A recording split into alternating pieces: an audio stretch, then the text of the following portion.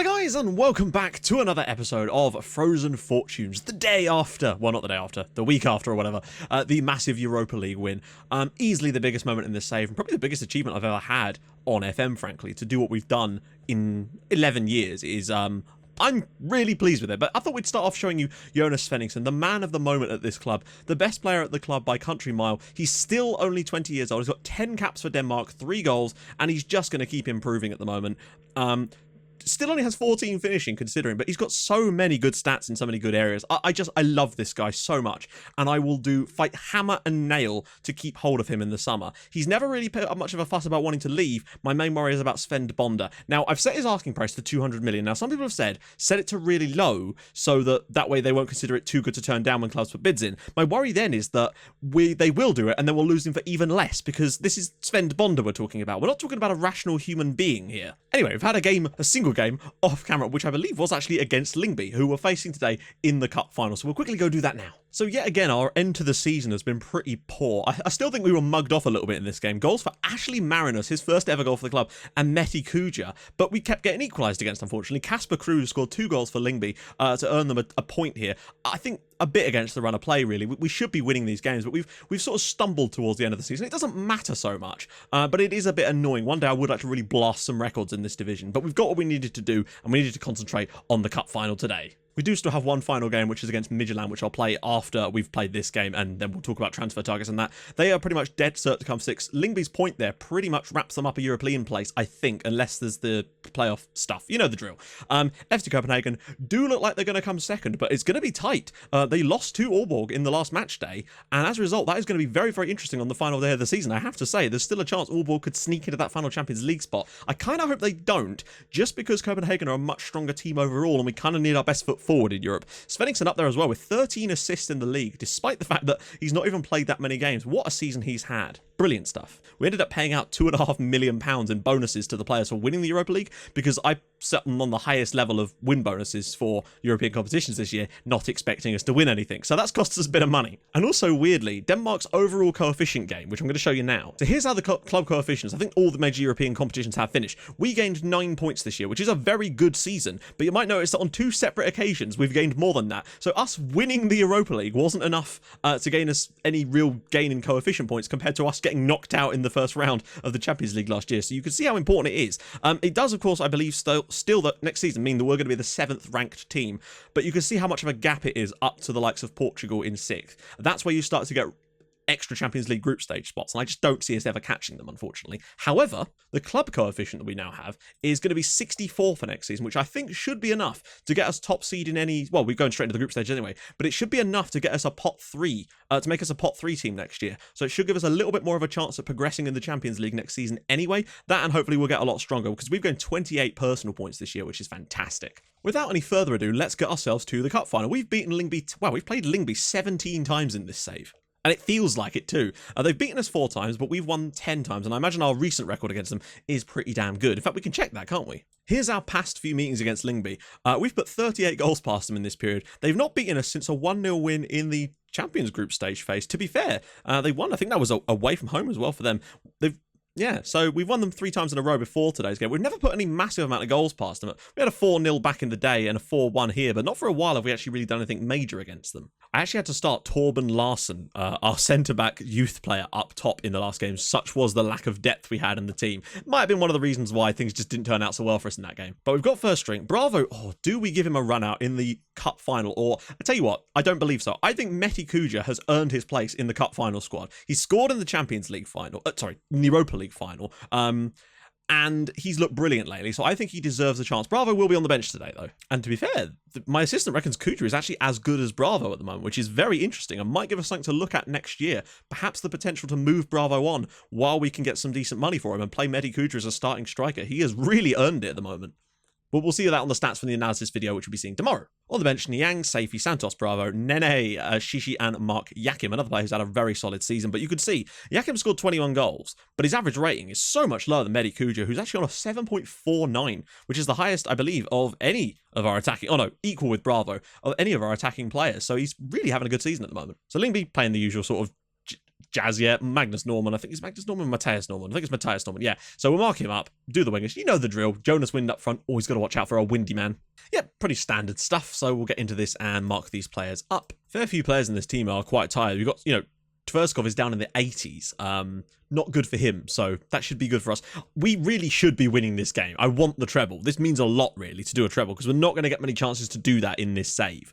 And I want to do it as early as possible, and this is our best chance. Particularly getting to play Lyngby in the final and not someone like FC Copenhagen. Right then, let's have this. So, question of the day. And today's question is this. Do you watch any odd sports? I guess it depends on what people would consider an odd sport. I don't watch, like, the Tiddlywinks World Championships, if that's what you mean. But I guess, as a British guy, my love of NASCAR is kind of out there, I suppose, and ice hockey to some extent, but, it's on at a time when you can't always watch it most of the time. But NASCAR is something I very much enjoy on a Sunday evening. So there's that. What odd sports do you guys like? Let me know in the comments. If it's really odd, drop me a video of it. That'd be kind of interesting as well. And if you have any ideas for a question of the day, drop those in the comments too with the hashtag QOTD. 10 minutes into this game, and so little's happened. Kuja's done brilliantly there, and Kuja down the wing, puts it in for Sveni, and that should have been 1-0 to B67, really. Very, very boring start to the match. I managed to get through all of that, and nothing happened.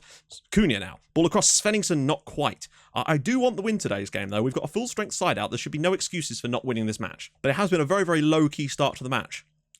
Cunha, edge of the box to Surgård. God, what a lad this guy is. Still, I love him. One day, I really want a team, Bagger's ball over the bar. I really want a team that has Christensen, Svenningsson, Olsen, Surgård and Mauricio all in it at the same time. That'd be 5 players coming through our youth academy, and I want all 5 of them to start a league game for us at some point in this save, because I think that would be absolutely incredible, and show the quality we've had in our youth academy. Svenningsson, good first touch, and that's great. Kuja, good lord. We are creating some chances against them at the moment, just can't seem to quite finish them off at the moment. Nuno Santos, who's had a really good season for my money. Leith. Even though he's only played half a year, I think. Angel, who's already on a booking. He might be one of the ones that drops out, potentially. Kuja into the channel again. He's looking dangerous. Svenningsson, saved by Leith. And Akinola puts it round the post. That really should have been 1-0. Come on. We're controlling the game at the moment. We're just not taking the chances yet. And it has to happen soon.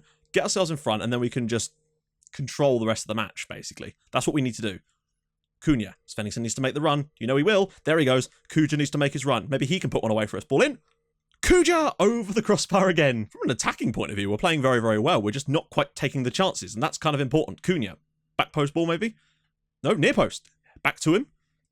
Edge of the box to Surgård. What a save that is from Leith. That was arrowing into the bottom corner there from Peter Surgård. Surgård to take the corner. Actually got his first time, which is a rarity from our corners. Akinola.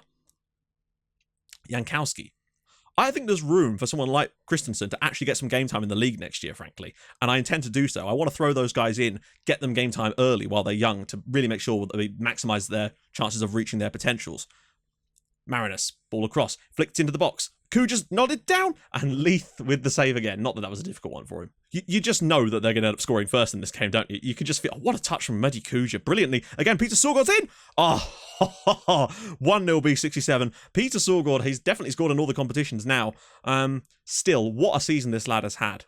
Genuinely, I love this guy. He sort of, last season, he just sort of got better and better. This is a great touch from Kuja there. Brings it down, slips it through as well. No, it's Marinus actually that brings it through, but still an incredible hit from, look at the power he's got behind that. 1-0 B67 in the Danish Cup final, and hopefully that should be enough to win us the treble, frankly, because we're playing superbly well on the night. Where was this against Lyngby not more than 3 or 4 days ago? I guess it's a different squad, really. Akinola, Surgård, Akinola, Kuja again. Can he pick one out back post, maybe?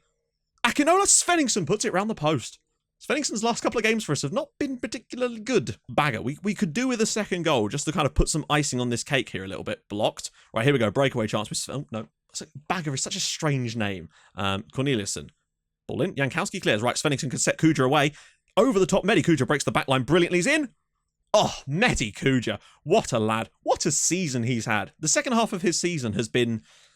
I would genuinely be putting the argument forward that since Christmas, Mehdi Kuja has been the best player on the team.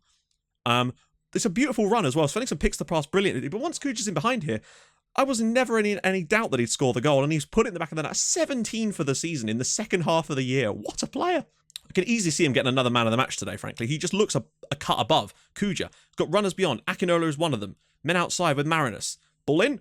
Svenningsson cleared. It's a penalty, and Svenningsson will take the penalty, so at least he's got a chance to score from the spot now, which he will inevitably miss now that I've said that. Then again, his penalties have been good lately, to be fair. Now that I've said that, he definitely will miss. Svenny steps up. Can he get the goal? Yes, he can. Okay, fair enough. I'll take that back. He's been very good from the spot as of late. It's 3-0 now in a little burst of goals in the last 15 minutes. We've wrapped up the Danish Cup in quite some style here.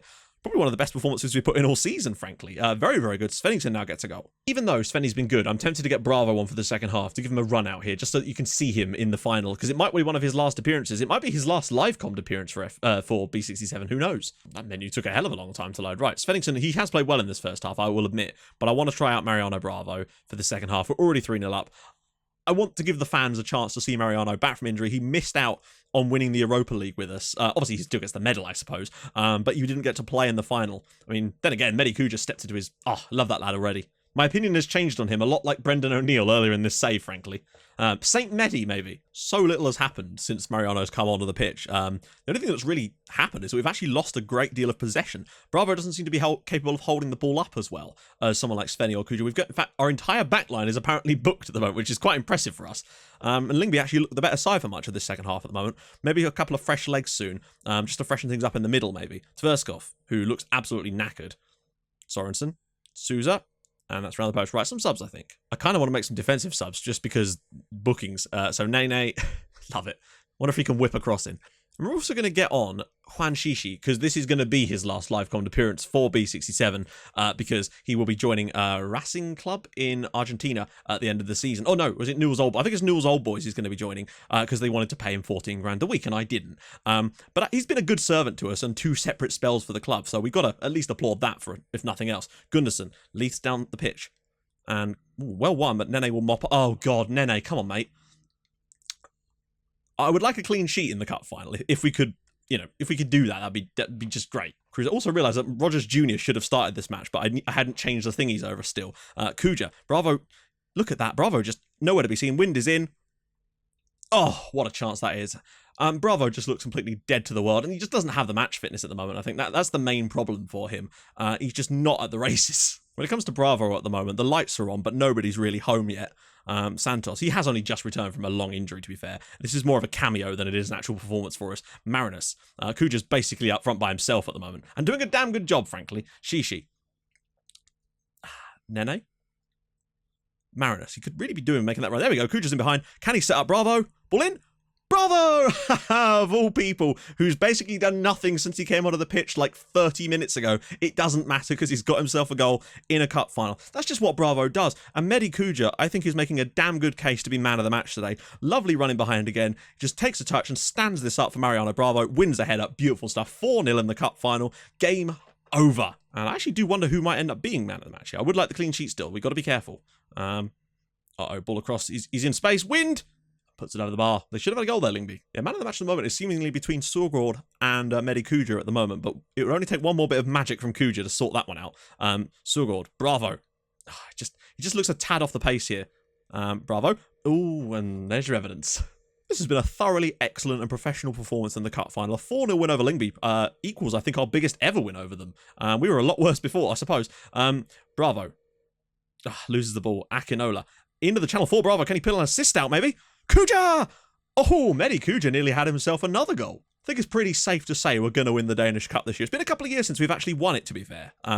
Since we had those initial 2 brilliant seasons since we came up, I don't think since we won the league we've actually won the cup yet. So that's kind of nice. There we go, full-time, B67-4, Lyngby 0. We are champions of the Danish Cup. That was pretty much a foregone conclusion. Hopefully, Mehdi Kuja did get man of the match. There you go, a 9.1, a goal and an assist. What a season this lad has had. New contract for him in the summer.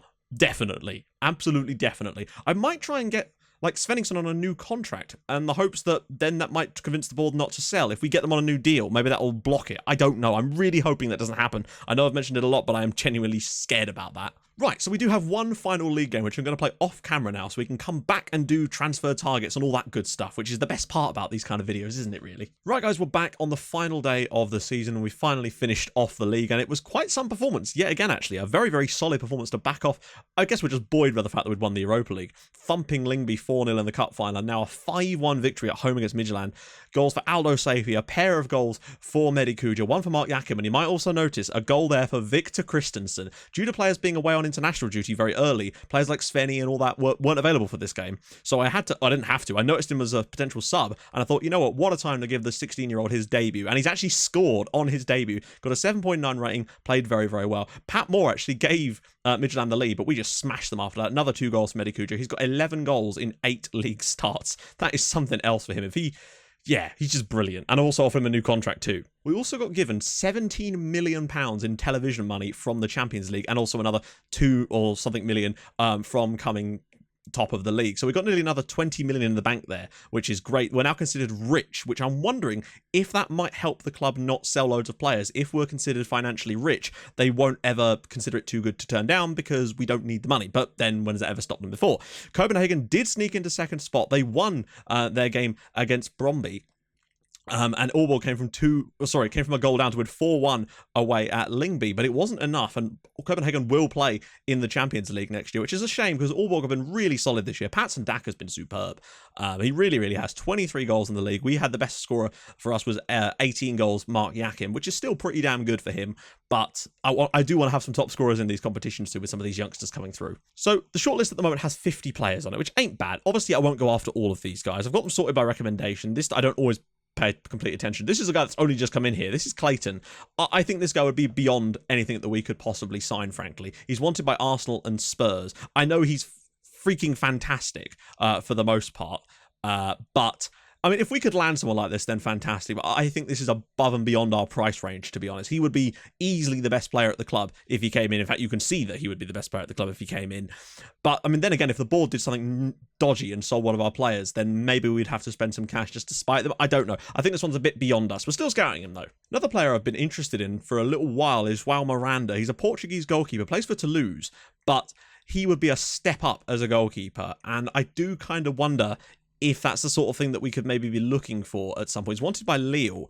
He's been on my radar for a little while now, putting in some, well, not been amazing for Toulouse, frankly, but he does look like a pretty solid keeper. It would depend on the money, though. If we could get him for, I don't know, maybe 4 million, I would potentially be tempted to do that. I don't know how much money we're going to have. We've got 7 mil in the transfer fund already, so we'll see. So what I'm much more interested in is Mustafa Abdel Sattar, who is an Egyptian left wing back, to give us a bit more strength on that side of the pitch because we kind of struggled there. He's got decent stats. His physicals are phenomenal. He's 6 foot tall, so a bit taller. Crossing and dribbling are okay. I think he'd be a solid one if we can get him for. I don't know if he's maybe got. No, he plays for Portuguese club. Yeah, no clauses there, but I don't know. I think there's something there potentially. Obviously, there's still Alvaro Carrasco. I might go back in for him again. He's still only 19, still playing in Chile. How many goals has he got this year? He's got 10 goals in 16 games in the league. Pretty damn good. He looks like if we could land someone like this in the summer, maybe our rep's gone up because we've won the Champions League. The Europa League.